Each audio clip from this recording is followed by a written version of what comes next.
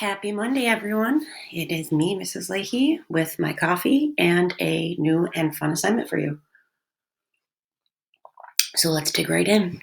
This week, we are going to be doing one of my favorite assignments, which is called a definition poem. And then, if you would like to, we are going to be turning these definition poems into little movies that we can share with each other. The first thing that you need to kind of wrap your brain around is what is a definition poem. So I'm going to show you right down here. A definition poem is a poem that begins by taking an intangible idea or emotion and trying to define it through the use of imagery. Now, some of you are thinking to yourself, what is this crazy woman talking about? What is an intangible idea? Something that is intangible is something that you can't touch. You can't hold it in your hands. It is an idea or an emotion or a concept. It's not physical. Imagery, we should know from previous weeks, is using the five senses to describe something: see, taste, touch, smell, and hear. Now, when we are picking the topic for our definition poem, we are going to be picking an untangible idea, and then we are going to be defining it through the rest of the lines of the poem. So, for example, I would not be able to do books as my topic for my definition poem because books are tangible. You can hold a book in your hand. However, if I wanted to do reading, that is a concept. You can't hold reading in your hand. It is an idea. Another example, maybe I'm a huge sports fan and I want to do football. Well, I could do football as a sport because football as a sport is an idea. It's something that's made up by people. However, I couldn't do a football and talk about the actual football. Okay? So if you have further questions about that, please send me a comment in Google Classroom and I will answer them. So the first thing I want to do today is show you guys my definition poem that I wrote as a model. Okay? So here is my definition poem. Now you can see my topic I picked was childhood. So childhood is an idea. It's a concept. It's not something that you can hold in your hands. And throughout the rest of the poem, I'm going to try and define childhood using different senses that remind me of my childhood or my children's childhood. So I'm going to read it to you first, and here we go. Childhood is the rustle of autumn leaves falling playfully to the ground. It is brilliant fireworks, red, gold, and green, bursting in the night sky. It is the warmth of being wrapped in one's mother's arms, and the sweet tang of cotton candy as it melts quickly on your tongue. It is carefree laughter filled with delight and anticipation that fades too quickly. Childhood is fleeting. So hopefully you picked up on the imagery that I tried to infuse in my poem. We have the rustle of autumn leaves, which is to pick up on that sound. Falling playfully to the ground is a sight image. We have brilliant fireworks, red, gold, and green, which are sight. And then the use of the word bursting, which could also be sound. The warmth of being wrapped in one mother's arms, that's kind of a sensory touch. Then we have the sweet tang of cotton candy, which is taste.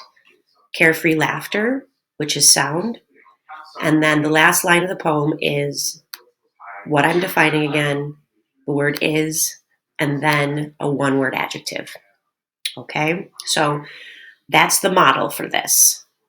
So step one, you are going to begin your poem with an intangible noun. You are going to be picking one. And I have given you some options down here, but by far you could pick other things. So some that I brainstormed were love, summer, fear, friendship, courage, freedom, family, success, joy, happiness, wisdom, kindness, sadness, loyalty, hope, trust. I've had a lot of students who have done music, reading, other hobbies, dance. I've had a lot of students who have done different holidays, Christmas, Easter, the 4th of July. Because those are all intangible nouns. They're all things that you can't hold in your hand, but that we have a lot of experience with. Okay? Once you have picked the noun that you are going to use, you will need to write a series of lines, just like I did above, that define this idea using imagery, okay? So what I made down here for you is a little template, and you are going to fill in this template as you write your poem. So any place where there is a word in red, you should have that word in red in the exact same spot in your poem. So everyone's first line should start with the intangible noun that they're defining and the word is. And everyone's first line should be 2 words, the intangible noun and the word is. Okay? Everyone's second line, just like mine above, is going to be a line that incorporates imagery in somehow. And you can choose whatever type of imagery you want that to be. Everyone's third line is going to start with the words "it is" in red and then have another line of imagery. Everyone's fourth line is going to say "it is the," and then you're going to put your imagery in, and you're going to end that line with the word "and." And then you're going to have your fifth line, which has a different type of imagery in it. Your sixth line is going to start with "it is," and then another line of imagery. And then everyone's last line is going to be 3 words. You're going to repeat what you're defining. You're going to repeat the word "is," and then you're going to describe it with 1 adjective. So every single person is going to have 7 lines in their poem following this exact format. So it's almost going to be like filling it in with Mad Libs. Now, I did leave you guys a box if you want to brainstorm some senses that go along with your topic. You do not need to fill this box out. You're going to scroll down here, and this is where you're going to type your poem. So you're going to very easily just go in and take out the line that I put in. And I think I'm going to write a poem about spring this week to share with you guys. So I'm going to start with "spring is," okay? Then I'm going to get rid of this line, and I'm going to start typing my next line that has imagery, okay? I'll just start typing it right there.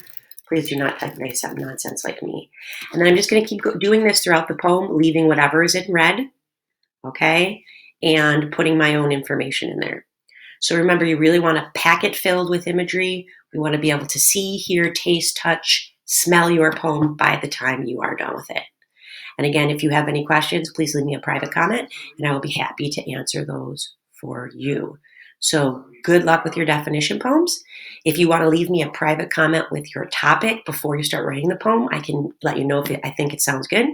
And I cannot wait to see what you guys come up with for this week.